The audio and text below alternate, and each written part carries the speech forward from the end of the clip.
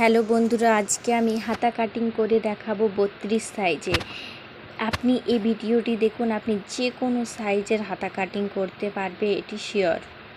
প্রথমে আপনি হাতার লম্বাটি নিয়ে নেবেন, তারপরে আপনি ছাতির মাপ অনুযায়ী কাপড়টি ফোল্ড করবেন।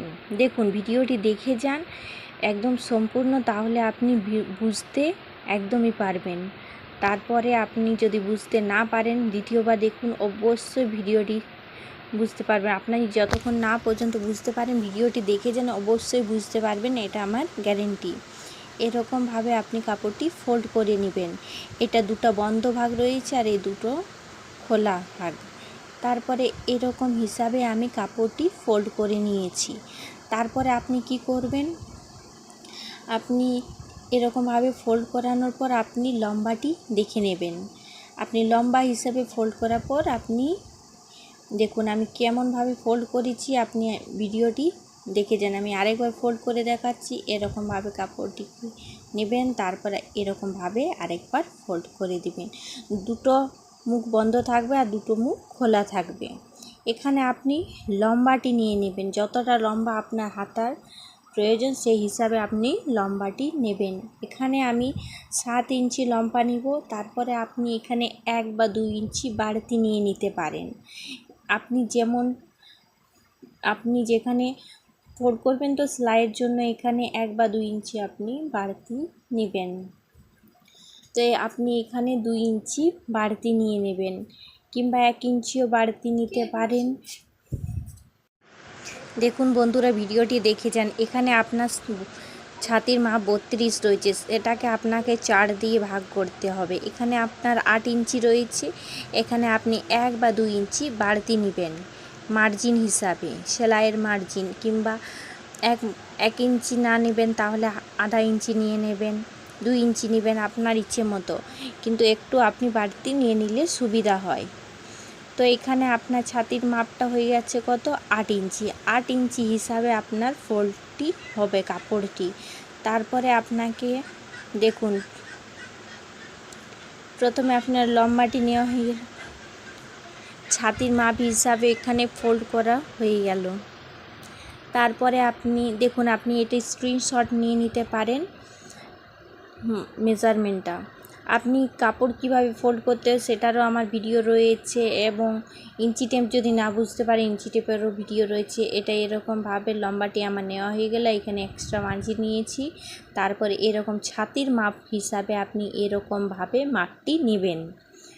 ছাতির মাপ হিসাবে ফোল্ড করা হয়ে গেছে 8 ইঞ্চি। এখানে আমি আধা ইঞ্চি মতো এখানে আমি বাড়তি নিয়ে নিলাম,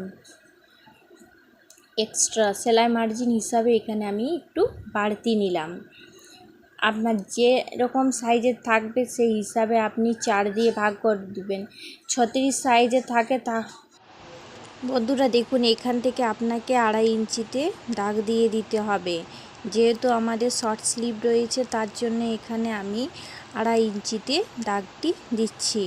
লং স্লিভের ক্ষেত্রে যেটা আমাদের লম্বা হাতা থাকবে সেখানে আমি 3.5-4 ইঞ্চি নেব, এখানে আমি নিয়ে নিলাম। এখানে শর্ট স্লিভের ক্ষেত্রে আপনি 2.5 বা 2 ইঞ্চি রাখবেন। তারপরে আপনি কিভাবে, এখানে দেখুন এরকমভাবে পুরো একটা হালকা এরকম দাগ দিয়ে দেবেন। তারপরে এখানে আপনাকে গোলাইয়ের শেপটি দিয়ে দেবে, খুব সুন্দরভাবে দিয়ে দিতে হবে আপনাদের। কেমনভাবে আমি দিচ্ছি দেখুন, গোলাই শেপটা এরকমভাবে আস্তে আস্তে করে করে আপনাকে টেনে নিয়ে যেতে হবে। এরকমভাবে আপনাকে গোলাই শেপটি দিতে হবে। দেখুন আমি একটু গাঢ় করে নিচ্ছি। দেখুন আপনারা বুঝতে পারছেন। ভিডিওটি অবশ্যই লাইক করবেন বন্ধুরা, এবং আমার ইউটিউব চ্যানেলটি সাবস্ক্রাইব করবেন, এবং ফেসবুক পেজটি ফলো করবেন। এবং আমার আরও অনেক রকমের ভিডিও রয়েছে, সে ভিডিওগুলোও দেখবেন, এবং আরও নতুন নতুন ভিডিও দেখার জন্য অবশ্যই চ্যানেলটি সাবস্ক্রাইব করে দিবেন। দেখুন এখান থেকে আপনাকে বটনের মাপটি নিয়ে নিতে হবে, যতটা আপনি রাখতে চান, 5 বা 6, যতটা আপনার ফিটিং থাকবে সেই হিসাবে এখানে আপনি 1 বা 2 ইঞ্চিও বাড়তি রাখতে পারেন। এখানে আমি মাপটি নিয়ে নিলাম, বর্তনের মাপটি 6 ইঞ্চি।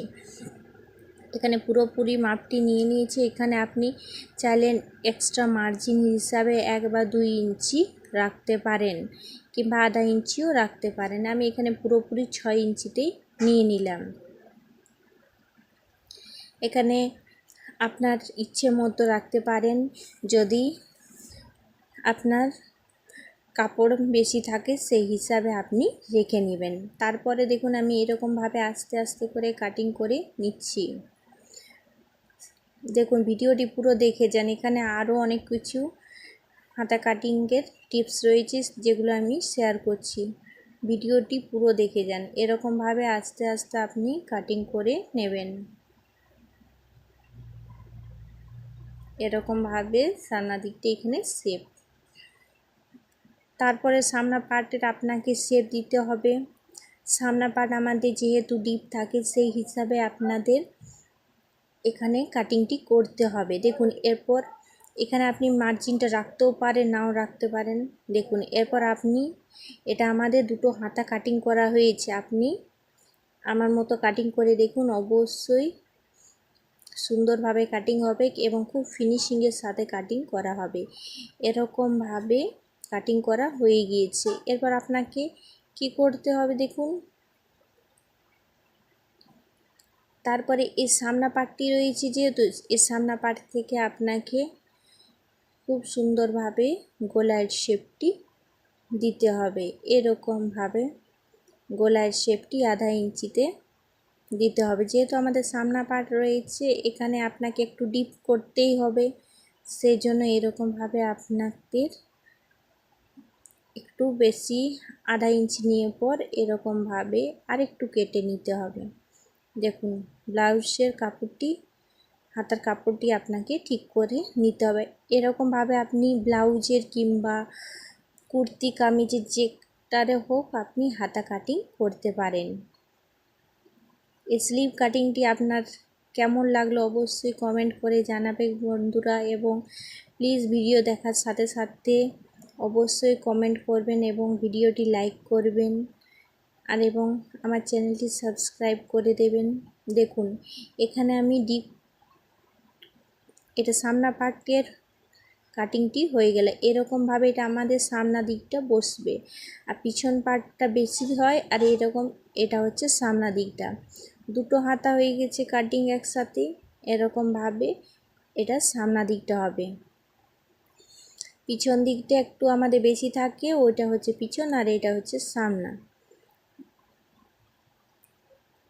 বন্ধুরা দেখুন এটা হচ্ছে সামনা পার্ট।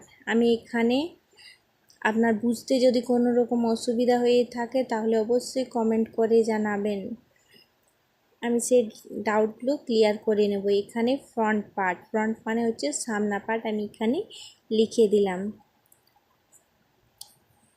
দেখুন এখানে আমার পুরো মেজারমেন্টের সাথে কাটিং করা হয়ে গিয়েছে। এখানে আপনি যে খুশি সাইজের কাটিং করতে পারেন। 32, 36 সাইজ থাকলেগুলো আপনাকে ওখানে 36 লিখে নিতে হবে এবং 4 দিয়ে ভাগ করে দিতে হবে।